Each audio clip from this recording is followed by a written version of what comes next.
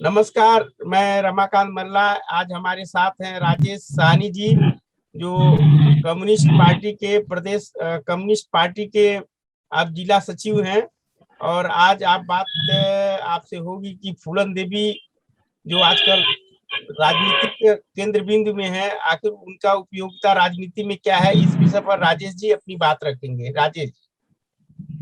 हाँ, नमस्कार। मैं कम्युनिस्ट पार्टी मार्क्सवादी लेनिनवादी जिला सचिव गोरखपुर राजेश साहनी। पहले तो मैं वीरांगना फूलन देवी को, जिनका शहादत दिवस 25 जुलाई को था और जन्म दिवस भी इसी अगस्त में था, तो अगस्त जो है क्रांतिकारियों का जन्म का महीना है और क्रांतिकारी आंदोलन का एक तरह से महीना है। 9 अगस्त को 1942 में अंग्रेजों भारत छोड़ो का नारा दिया गया था, जिसके तहत गांव-गांव में अंग्रेजों के खिलाफ आंदोलन शुरू हो गया था। और अगस्त में ही 15 अगस्त को 1947 को हमारा देश आज़ाद हुआ था और अगस्त में ही ढेर सारे क्रांतिकारियों के जो है जन्मदिन पड़ता है। तो मुझे लगता है कि इसका प्रभाव फूलन देवी के जन्म पर भी पड़ा है। फूलन देवी शुरू से ही क्रांतिकारी, एक तरह से बगावती तेवर की महिला थी। और जैसा कि हम आप सब जानते हैं कि उनका जो उनके साथ जो भेदभाव शुरू हुआ, जो जुर्म और उत्पीड़न शुरू हुआ, वह उनके परिवार से ही शुरू हुआ। परिवार में जब वो पैदा हुई, एक तो गरीब के घर में पैदा हुई, दूसरा वो जो पूरा भूभाग था,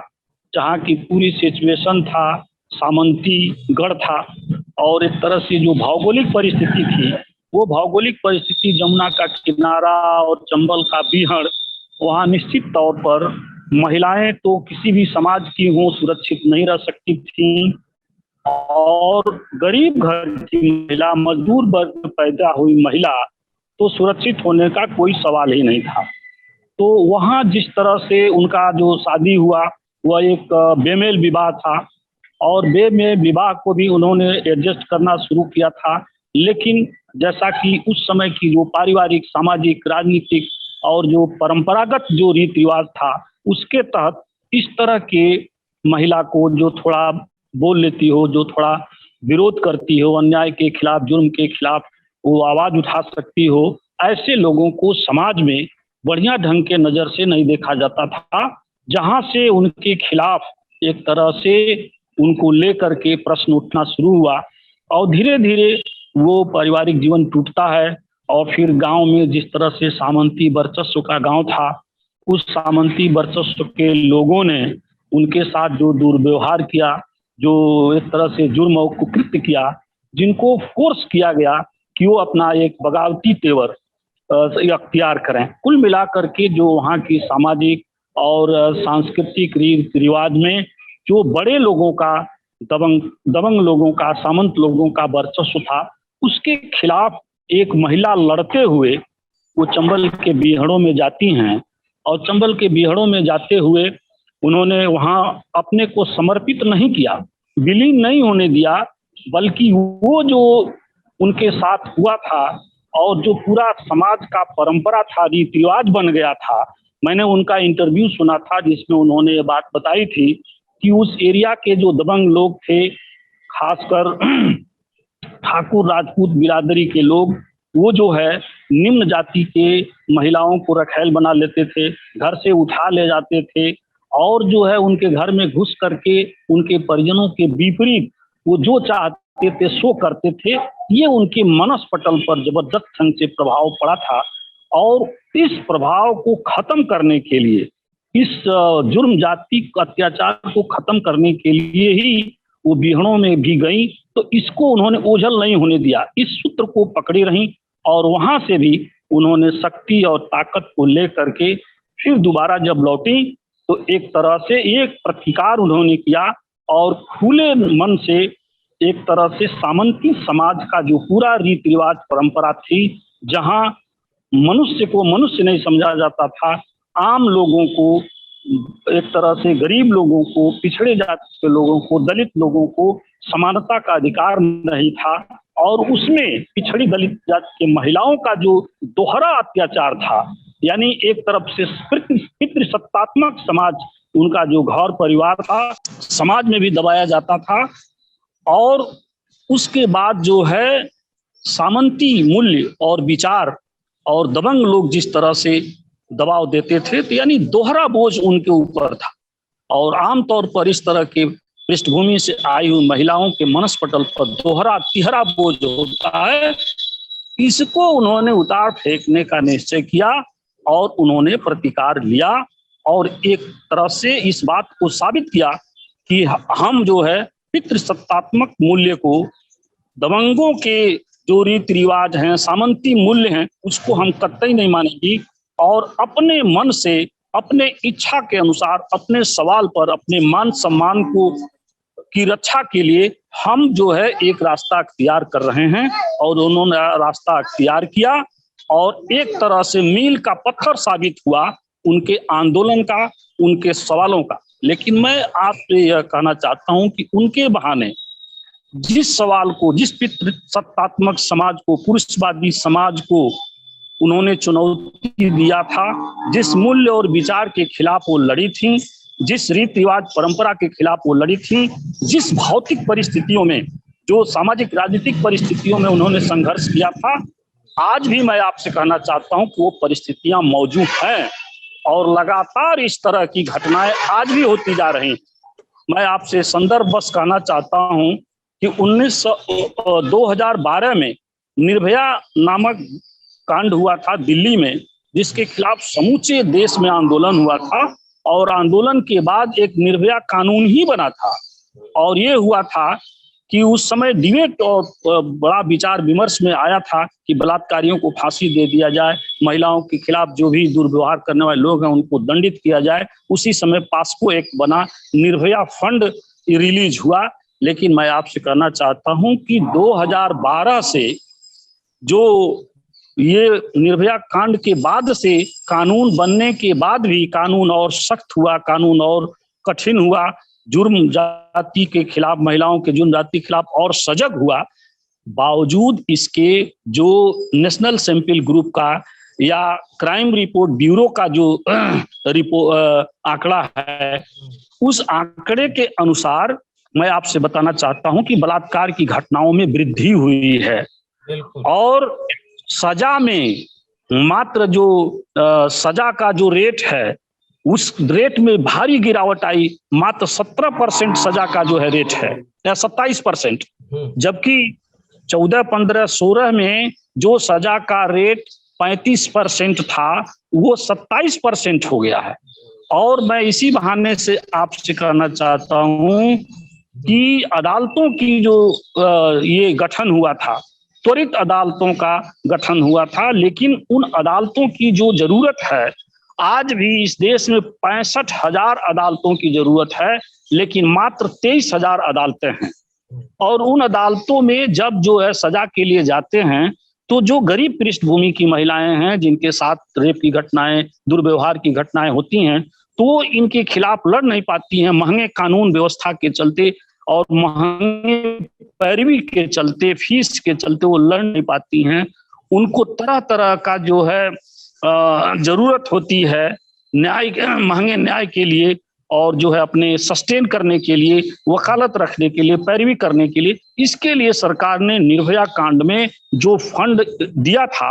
उसका आज मैं बता रहा हूं कि 20%, मात्र 20% सरकारों ने खर्च किया है। 80% फंड जो है आज भी वो वही तरह से पड़ा हुआ है।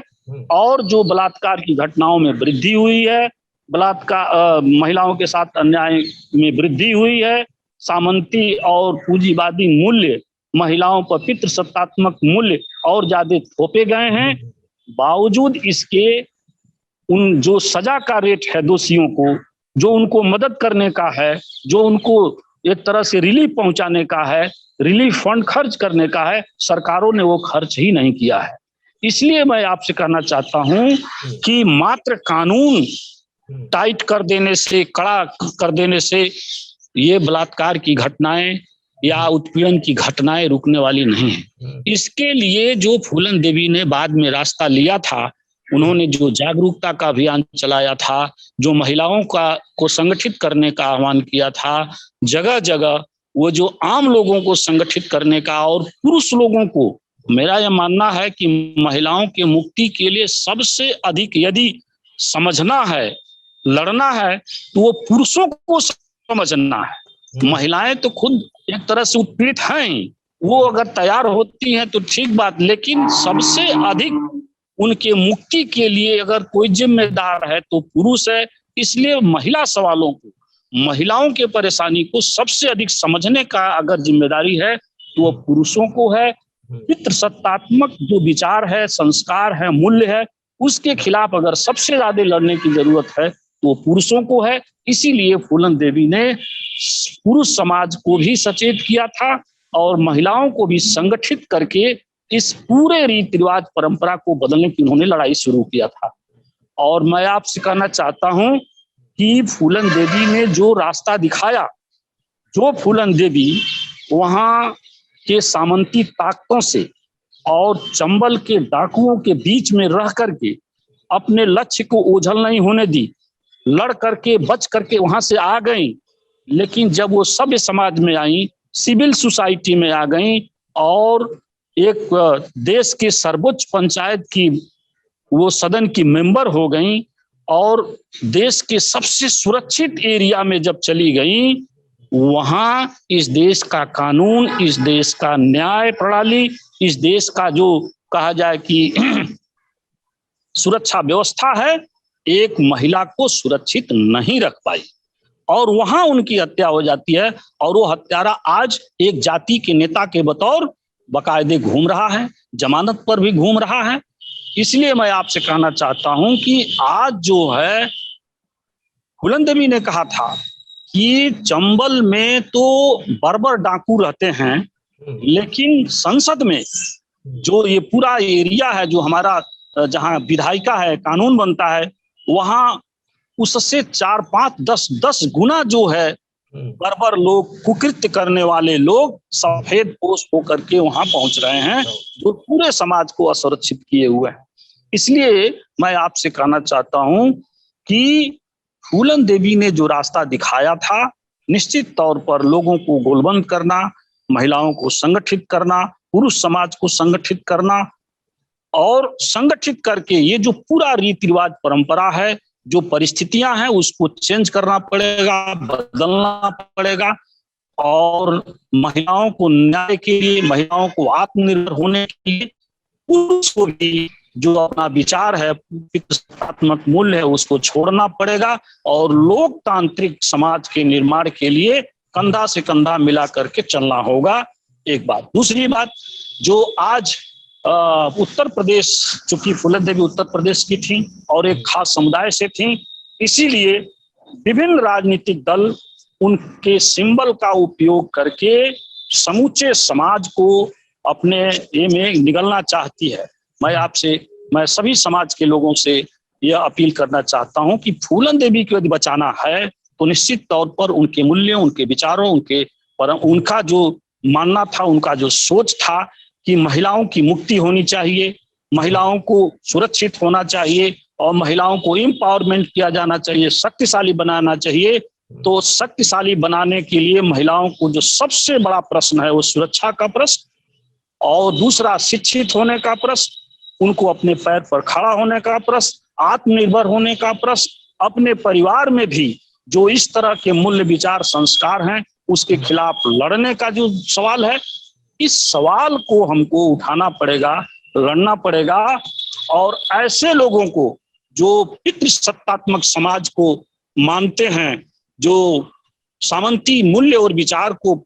के पोषक हैं, ऐसे लोगों को चुनाव में भी दरकिनार करना होगा, एक नई रास्ता बनाना होगा। और जो लोग भी समाज के नाम पर या चाहे समाज के इतर भी जो पार्टियां भी हैं जो कहती हैं कि फूलन देवी को हमने एक बर्बर समाज से एक दलित महिला को मैंने देश के नक्शे पर ला दिया, मैं उनसे कहना चाहता हूं कि आपने फूलन देवी के साथ बहुत कोई सहानुभूति या ये क्या बोलते हैं उनके साथ कोई ये नहीं किया, आपने एहसान नहीं किया। उनके साथ, फूलन देवी के साथ लाखों लोग, पिछड़े समाज के लोग, दलित समाज के लोग, महिलाएं आपके साथ जुड़ी। ये उनकी देन थी। आपने उनको यहाँ ले आया तो उन्होंने भी आपको संसद में पहुंचाया, उन्होंने भी आपको सरकार में पहुंचाया, एक बड़ा सोशल बेस आपको दिया। इसलिए मैं आपसे कहना चाहता हूं कि इसको ध्यान में रखते हुए फूलन देवी के साथ जो भी गरीब कमजोर लोग हैं, दलित पिछड़े मूल के लोग हैं,